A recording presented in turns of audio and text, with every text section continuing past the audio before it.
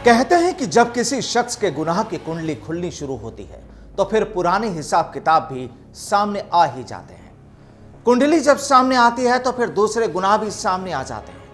नमस्कार, मैं हूं आपके साथ प्रदीप आजाद। दरअसल 2 दिन पहले एसीबी के गिरफ्त में आए आईपीएस मनीष अग्रवाल का अब कच्चा चिट्ठा खुलना शुरू हो गया है। एंटी करप्शन ब्यूरो अब इस आईपीएस के पुराने हिसाब किताब को भी तलाशने में जुट गई है और सामने तो ये भी आया है कि अब कुछ पुराने वो लोग भी एसीबी के सामने आने लगे हैं जिनसे पहले भी रिश्वत का खेल खेला गया था।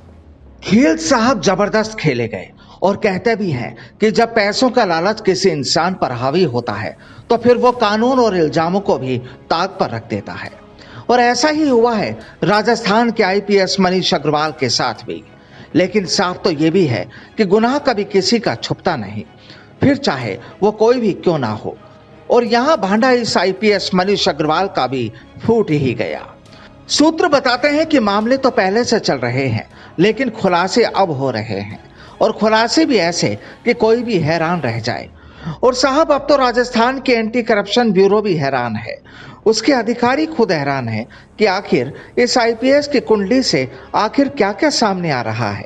दरअसल जयपुर आगरा हाईवे का निर्माण करने वाली कंपनियों से घूस मांगने के आरोप में गिरफ्तार किए गए आईपीएस मनीष अग्रवाल पर एक और कंपनी ने 14 लाख रुपए रिश्वत लेने का आरोप लगाया है। कंपनी के प्रतिनिधि का कहना है कि मनीष अग्रवाल ने एक मामले में एफआईआर लगाने के एवज में यह रिश्वत मांगी थी। हालांकि इस मामले की जांच अभी एसीबी कर रही है और उसके बाद ही इस आरोप पर मोहर लग पाएगी। लेकिन इतना जरूर है कि जब ये साहब 200 एसपी थे उस वक्त इनका वर्दी का रुआब जरूर चलता था। वो रुआब क्या और कैसे होता था वो भी हम आपको बताएंगे, लेकिन उससे पहले आपको ये भी बता दें कि आईपीएस मनीष अग्रवाल और दलाल नीरज मीणा के पास से मिले 5 मोबाइल की एफएसएल ने जांच रिपोर्ट एसीबी को भेज दी है। एफएसएल ने जांच में कॉल लॉगिंग रिकॉर्ड रिकवर कर लिया है और कई मैसेज भी रिकवर किए हैं। अब आप अंदाजा लगाइए कि जब एसीबी उस जांच रिपोर्ट को जांचेगी तो खुलासे फिर कैसे हो सकते हैं, क्योंकि इन साहब को तो पिछले साल पुराने डीजीपी ने भी चेता दिया था कि सुधर जाइए वरना कार्रवाई करनी पड़ेगी। अब कहानी का लब्बो लुआब आप समझ गए होंगे और आईपीएस मनीष अग्रवाल के कारनामों को भी समझ गए होंगे। सूत्र बताते हैं कि हाईवे कंपनी की ओर से हाईवे निर्माण के दौरान किसी भी जगह पर अगर टकराहट की स्थिति हो जाती और पुलिस जाब्ता भेजना पड़ता तो उसके लिए भी मनीष अग्रवाल संबंधित कंपनी से रिश्वत मांगते थे। आपको बता दें कि मनीष अग्रवाल पर एक कंपनी से 31 लाख घूस लेने और दूसरी से 38 लाख रुपए मांगने का आरोप लगा है। दरअसल आईपीएस मनीष अग्रवाल एसीबी के राडार पर उस वक्त आए जब जनवरी में एसीबी ने बांदीकुई और दौसा एसडीएम को रिश्वत प्रकरण में गिरफ्तार किया था। और उसी दौरान आईपीएस मनीष अग्रवाल का दलाल नीरज मीणा भी एसीबी के हत्थे चढ़ गया था। और जब एसीबी की पूछताछ हुई तो इन सभी के अलावा मनीष अग्रवाल की कर्म कुंडली के राज भी सामने आ गए।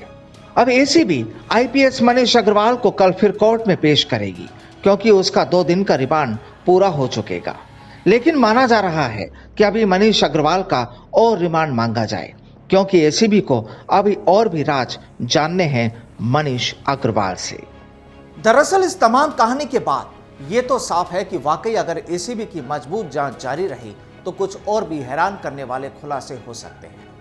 मोबाइल डिटेल्स को लेकर जो रिपोर्ट एफएसएल ने एसीबी को सौंपी है, जांच उसकी भी होनी है और अभी तफ्तीश उस पर भी होनी है जिसमें घूसखोरी का एक और आरोप एसीबी के पास पहुंचा है। बहरहाल दास्तान आईपीएस मनीष अग्रवाल जारी रहेगी क्योंकि मानना यही है कि कम से कम दूसरे घूसखोर अधिकारी तो संभल जाए। नमस्कार।